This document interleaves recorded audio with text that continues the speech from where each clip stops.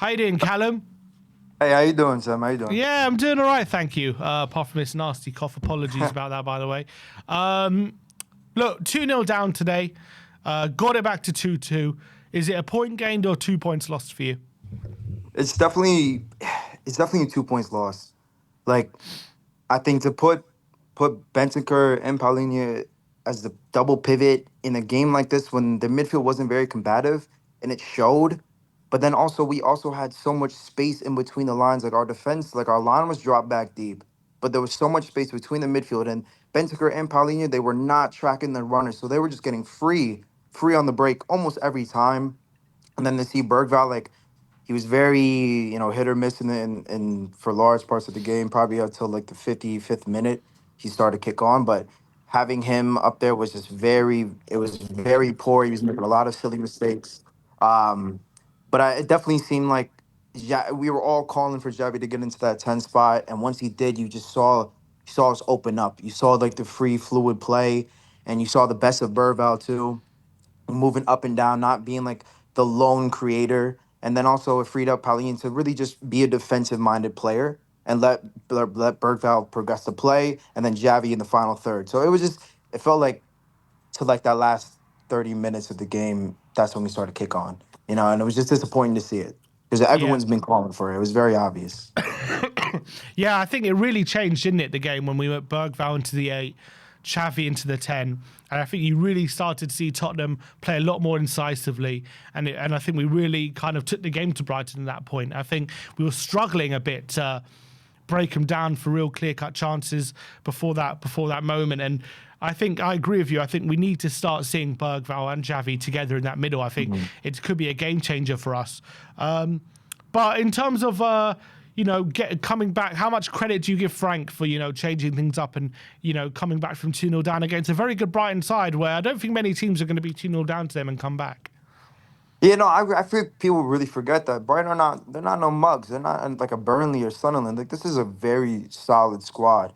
They're very combative. They have a good manager, good tactical setup. So it's really tough to go to their place, be 2-0 down, and then come up. That deserves a lot of credit.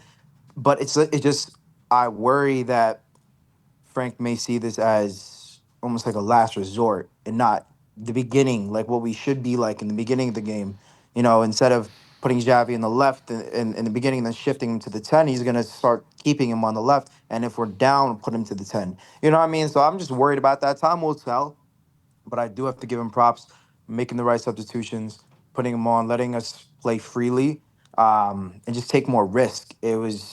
I do got to give him credit for that. I feel like honestly, if this was Ange, we probably would have been we probably would have been down like a couple more goals. So I definitely you got to give him props to that for sure. You just got to hope that he sees this and makes the correct adjustments. That's all.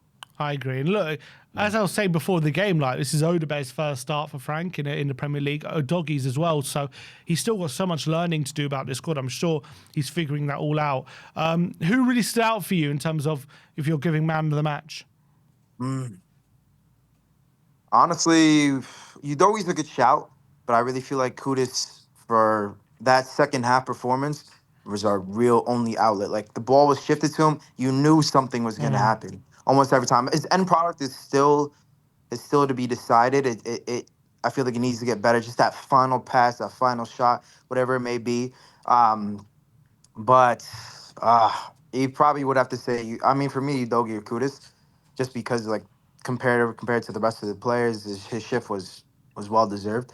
But I know this is what you asked, but I feel like Bentancur is such a hit or miss for me. I don't know why. Like I feel like he's so good at like just doing the simple things, but it's like he does the simple things when we need him to be risky and go forward. But then he's risky when we don't need him to be risky, and then he loses the ball and he can't track back because he's not a very fast player. So he's such a to the eye, he's like such a weird player to see because you just want him to do certain things, and then he does the exact opposite. It's a tough one. I would wonder if you agree, if you see that the same way I'm seeing it. So I think when he's like at his most focused, I think he makes good decisions. But I understand what you're saying. Like sometimes he just goes into these modes where he's just making some brainless decisions. Like he'll play a blind pass inside for no reason when he just has to take a touch and play a bit safer. But I understand as well when you've got him and Paolini next to each other, one of them has to take responsibility to progress Yeah. the ball. And maybe he feels like I need to do that, but I don't know, he's still missing something in there. And I think once we move Bergval there, it was like night and day. Bergval Yeah. like takes that responsibility, but actually has that quality to match as well, doesn't Mhm. he? And Absolutely. it was just absolutely brilliant. Yeah, for me, to just touch on Odogi, you said, yeah, he's up there for man of the match. What do you think if that kind of performance? What do you think he offers there, different to Spence? And do you think next game in the Premier League does he start there ahead of Spence? I would say yes, just because I feel like we haven't gone off to a good start like that probably for the entire season. When he was making those marauding runs down on the outside and in the inside of the winger, you could see the difference. He could also play the first touch pass. He could go back on his left and go on the byline to cross it in. And if Bergval was like or Richarlison were like a step ahead of Dunk or the other center back, then we would have had at least another goal or two. So he was doing his part for sure. He was fantastic defensively. He bailed us out twice. There was like Yes. a 4v2 at one point, bailed us out. Fantastic. So he definitely offers something different to Spence. But I also think that 1v1 defending, he was good this game, but we haven't seen that consistently. So I think time will tell with that too. Maybe he's been working on that, getting up to full fitness as well. So I really think he does have to start on that left. And then maybe Spence go on the right, because Poro does need a rest. He's playing 90 minutes for maybe the past 5 games, international break as well. So you need to give him a rest, give him a little time to maybe refuel, and then we'll probably see the best of him as well. Talk to me about the second goal we conceded though, Vicario. How much blame do you put on him for the goal? Do you think it's just a good strike, or do you think Vicario's got to be doing better? I mean, it was a decent strike, but nothing that some of the quality of a car that he's shown, he should be saving that. I think he'll be disappointed in that. I think Bergval will be more than disappointed that he just blindly tossed the ball into the middle of the park like that and just and also no one closed them down as well. And it was just there was so many defensive mistakes there, and we just collapsed for that like 30-second interval. We just completely collapsed. So that was pretty horrid. But you got to give the team props that we came back. We did not stop. And I feel like when like they were under the cost for maybe 30 minutes, and it seemed like organized chaos.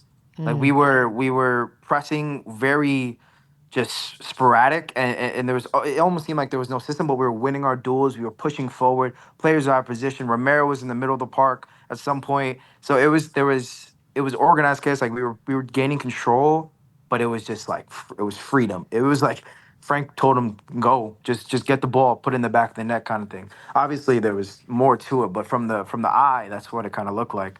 But you got to give him props. You got to give the team props to come back from 2-0 deficit for sure. So do you feel after today's performance result, is there more positives or negatives? Would you say? I would say there's more positives, just because I haven't seen us build up play like that yet. I think, and most of our goals have come from set pieces, whatever it may be, and we didn't score a single one from set piece today. We didn't even get. I feel like we didn't even have any clear chances from set pieces. So to see the left side specifically, what was interesting is the left side. I felt like was the more dangerous for a majority of the game until maybe the last 30 minutes, and that was mainly due to Udogi because he was able to go on his left, put a ball in, and it was working. Like the link up between Odebear and Udogi as well. It was going really well. So it was. I think there's more positive, but I really feel like defensively, sometimes it was like we were so open. It felt like we were going back to last season. You know what I mean? It was like the midfield. There was just a huge gap between the two pivots and the center backs. It was. I was like there was like a 12, 15 yard difference between them, and there was just Brighton players right in the pockets, and they weren't being tracked. And it was like I swear there's got to be a better defensive system. Frank is so set on this defensive structure, but we're just not. It just felt so open. I don't know if Yeah, maybe you first felt the goal, I don't know same. what happened. No one's near Minter, is he? Yeah, that's what I was just like. How does that happen in this with two six like number six minded players? Because I don't really see Bentiker as a six as an eight anymore. I feel like he's more of a six. So you put Paulinho and Bentiker there, and we're still open. So that just made no sense. But then it's also we don't have control because we don't have a ball player. We only have Bergval, and he can't do it all from so far up the pitch. You need him to drop in. So well, you're right. Once he moved to that number 8 role, and then you had Javi as a 10, it was like everything was fluid, and I think it's just a learning curve, and I think Frank will probably learn a lot from that. I hope he does instead of reverting back to like two pivots. So I think there's definitely more positives for sure. What do you think? Yeah, I agree. I agree. And considering, look, I've had a few not complaints, but I've had a few concerns about in recent weeks. Yes, we're winning, and I'm delighted that we're winning. We're keeping clean sheets is great, but there are clear issues about how we're able to create chances and build up all this kind of stuff. And I definitely saw improvements in that today. And I know we didn't win today, but we came back. Also, we did something that I also question, like when we're losing to these like decent teams. Do we have enough about us to come back and get back in the game and against Bournemouth we didn't. We conceded early and we didn't get back in the game.